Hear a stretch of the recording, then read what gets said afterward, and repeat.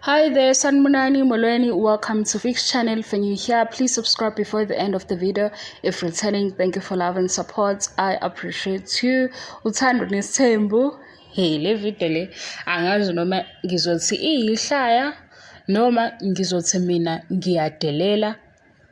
Kukhona ezinye izinto ekufanele ukuthi siyifunde njengabantu ababuka ishow or abalandela ishow Uthando Nes'thembu namanye ngama-TV shows mhlampe afana nama-reality shows noma nje enye drama oyilandelayo or history. Guys, okay, ake ngikhulume nothisha. Ayibo thisha, siyaxolisa. Ngiyabona ukuthi ikhona lento le ekimi evelayo ukuthi ayibona ithwele kanzima o enzobabhalisa uba nama-homework okwangempela.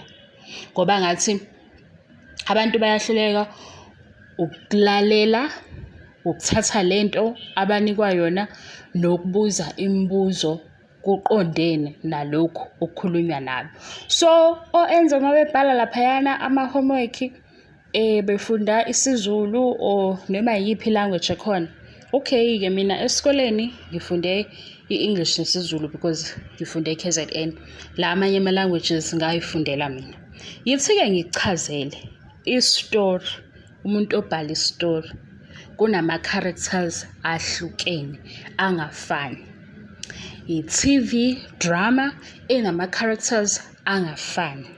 I-reality show inama-characters angafani. Le video kaMangwabe noMayeni kafishane nje bengikhombisa ukuthi ibhalansa kuphi masebenzisa ukuhluka kwabo as individuals, as characters, according to their roles kwi-show.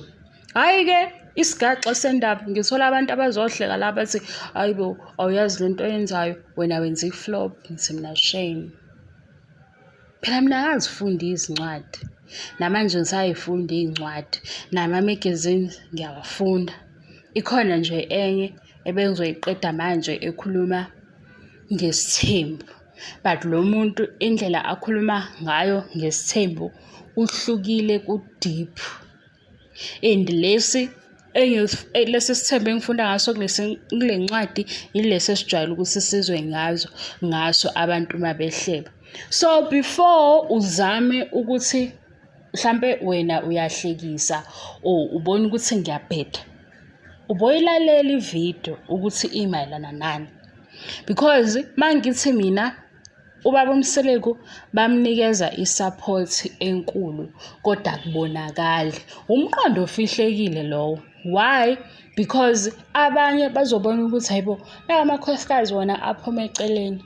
Ngesikhathi ephuma eceleni omunye uzosho ukuthi okay la kune-balance because la makhosikazi lawa abukeka wona enje awafani no-1 no-2. Angithi manje sesibuka bona as individuals.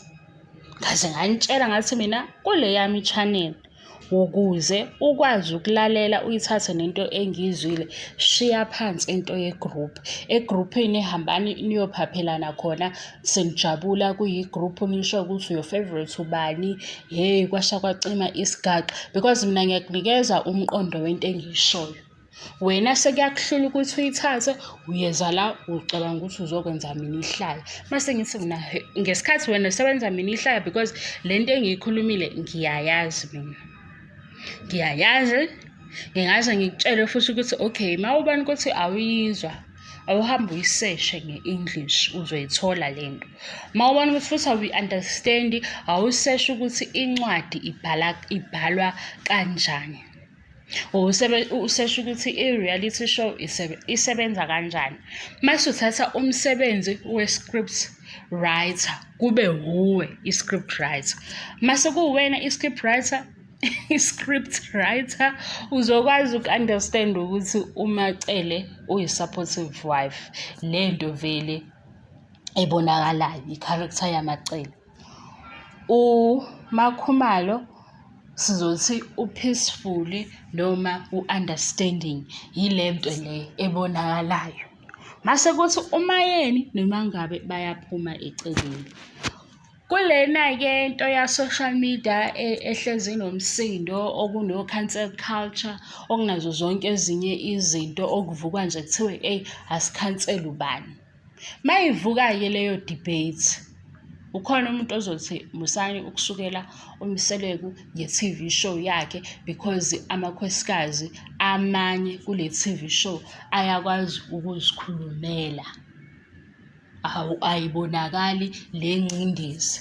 Omunye athi i-show idlala isikhathi esingaka, ngeke-ke uthi ujaja i-character yaMseleku kwi-show ungakaze uye ekhaya uhlale naye. Leyo nto ivelaphi? Ivela masulula umqondo wakho. Masuyithatha le TV show usuyibuka njengencwadi ukuthi okay, lo ade bhala la ubhale wagcina la. Ubesizobani? Ubesizobaba uMseleku.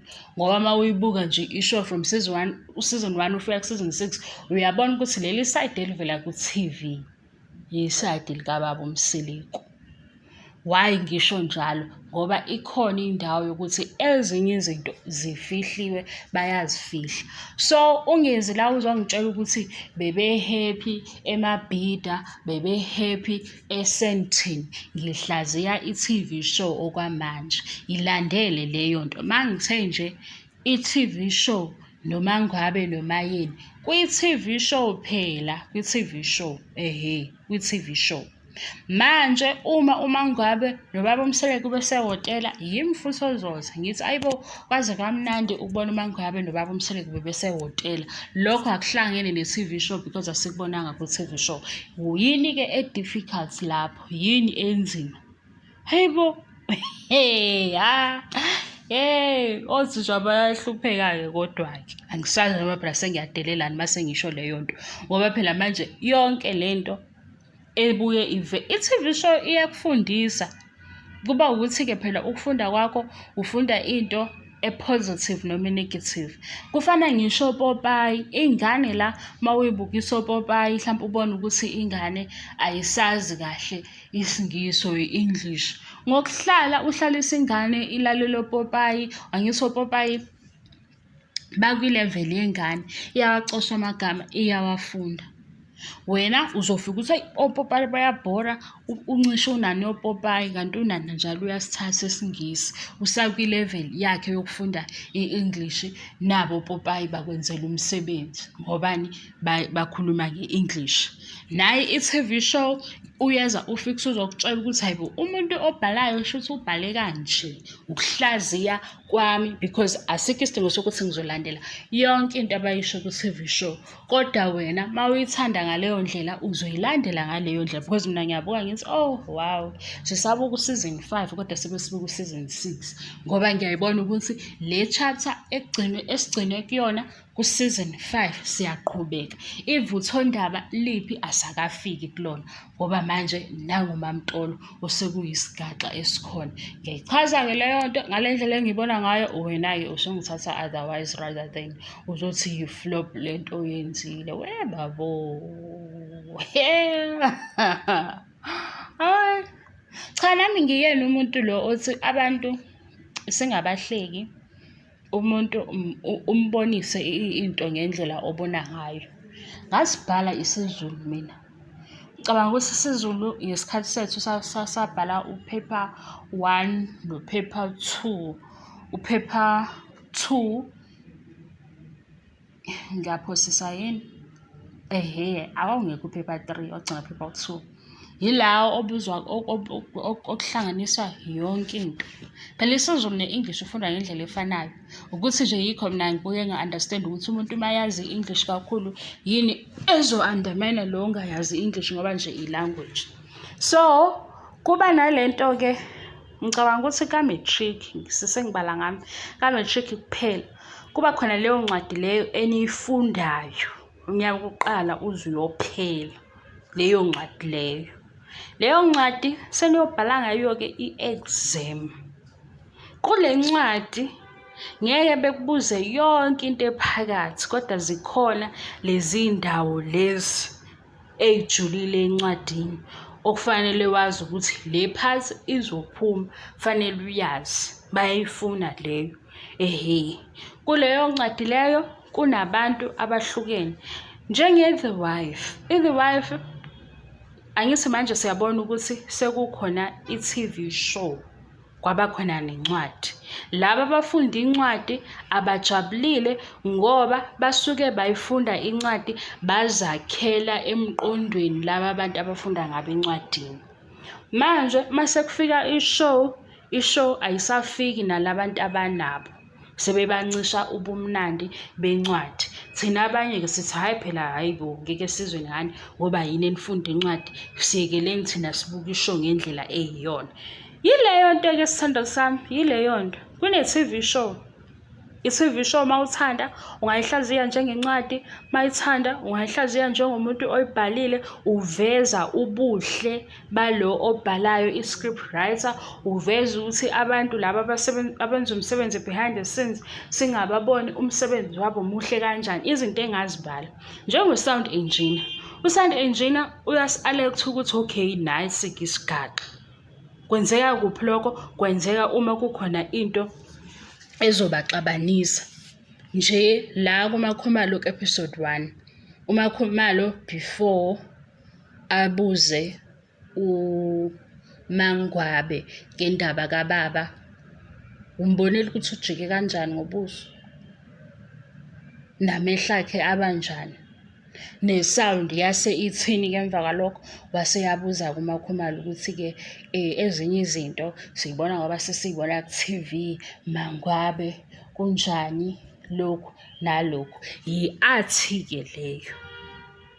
Uma ubaba uMseleku ezosho into enkulu mase ebheka phansi kuba nalo msindo osigugugu, umsebenzi-ke lowo owenziwa abantu abenza le TV show esingababoni. Mina-ke mangithi ngizokhuluma nge-TV show, sengiyakukhuluma nalokho phela ngiyakuvezela ukuthi nalokhu kukhona. Makukhona futhi lokhu nalabantu kufanele behole ngoba benza umsebenzi omkhulu. Yingakho kuzolobe kuvela izinto okuyisgaxa. So nje please, mawuthi uze ngokuthi mhlampe uzongi-undermine, awuzame ngenye into. Zama ngenye into, mhlampe uthi isiZulu sakho hey asizwakali kahle or i-English iyakuhlula, ngizokuzwa lokho. Kodwa amavidiyo nje engiwenzayo ngisuke isikhathi esiningi ngiyayazi into engiyikhuluma kuleyo video. Angisho ukuthi ungangi-correct ngoba uzoba nombono ohlukene kunokwami, lokho kuvumelekile. Inkinga iqala mase uzothi hayibo ihlaya wena uthi hamba uye esikoleni angizisoli mina isikole engafunda kuso. Hawu, ngabe phela ngidlalanga ubaba, wayekhokha imali, wafundeka kahle, kwaba ukuthi izinto ezingiphazamisayo zingiphazamisa after u-matric. So nje wena mawuzongi-undermine mane uthi awukwazi ukukhuluma isiZulu kahle or i-English iyakuhlula, lokho-ke nginandaba nakho kakhulu because uhlobo lomsebenzi engiwenzayo awudimandi ukuthi angazi i-English ngaleyo ndlela, yebo-ke. Okunye nawe ithi umuntu mayekhuluma nawe awufunda ukumlalela ngoba omunye umuntu uyakutshela ukuthi ukhuluma ngani, wena mase uthathe yakhe i-direction uye south. Mase uye south sekufanele nami ngikulandele-ke south, ngibuyise ngithi hayibo singaphi phela e-north, nansi into akusiyo le. Ngoba mawuzothi mina i-TV show kwaze kwaba nje, ngingashongo ukuthi manje sengikhuluma ngokuthi sibabona Moses Mabhida nakuthi ngikhuluma nge-TV show yodwa ngoba umsebenzi ohlukene lowo. I-reality yilento elaphaya eMzumbe esingayiboni ngoba asonke asihlali eMzumbe. Yilento eyenzeka kwezinye iy'ndawo ngesikhathi sabo ngoba vele asibalandeli. Kwabona nalabo ababashuthayo benze umsebenzi abayazi i-reality ngoba bona bafika ngalesi sikhathi sokusebenza beshuthe, behambe namakhamera kuyiwe zonke iy'ndawo, bewenze umsebenzi beqede ngosuku lokugcina sebeyobe benza umsebenzi sebezowuveza la ku-TV. Ngesikhathi usuvela ku-TV thina as viewers senze njani? Siyasapotha ukuze i-TV show izoba i-success, bengakhalisani ngoba phela sike sibone ukuthi manje i-TV show yenziwe kwaba nezigaxa, nangomunye seyavela usebhala emaphepheni ethi aningikhokhelanga imali yami. So laba asakezwa lowo msindo lowo Ngobani? Ikhona i-support yethu ama-viewers, ngibala nami. La bantu enizothi nina mase senza sibhala kuma-social media, senza ama-YouTube videos, nisitshela ukuthi wo, ungakhulumi ngobani. Mase sithi yena ungenaphi? Yena-ke. Futhi ebe ewubani? Ngoba thina sikhuluma ngosaziwayo. And osaziwayo ukuze umsebenzi wabo uqhubeke uye phambili kulele ekutheni siyayibuka le TV show. Yibo futhi ukuthi mase kuphela sekufike i-last episode yaleyo season abazothi thank you Mzansi. Mase bethe thank you Mzansi, kukhona no-Fix lapho phakathi ngoba u-Fix ubeyibuka i-show. Kwenzeke-ke futhi enye episode ngingayibuki ngize ngiyiqede ngoba kwesinye isikhathi kimi isuke ibhora. Kodwa mase ngizokwenza i-review ngizokwazi ukuyithola le part ebengifuna ukukhuluma ngayo. Iphelele lapho-ke indaba yenu. Iphelele lapho-ke iphelele lapho-ke indaba yethu. Fundani ukulalela ngoba nje ngiyasola manje ukuthi o-Enzo anibabhalisi into ekhona la kuma-homework abo. Niwafunda kanjani ama-homework ey'ngane? Nibhala ukuthini-ke? Lezo ngifisa ukuthi ngibe isilwanyana esincane esizondiza. Ngivule ukuthi iy'ngane zifunde uma kuthiwa kubhala i-homework kuyabhaleka yini? Hawu! Manje sinjoshumayela izwe elilodwa ngithi ngilalele before uyibhale i-comment yakho ukuze ngizobona ukuthi le nto oyibhalile ihambisana nale nto engiyishilo. Manje wena usho le yakho. Hayi bandla. Hayi bandla. Lapho-ke kulezi iy'nsuku angikho-ke right-ke shwem, angikho right. Ngisuke ngakhuluma ngento ebengafanele ukuthi ngikhulume ngayo.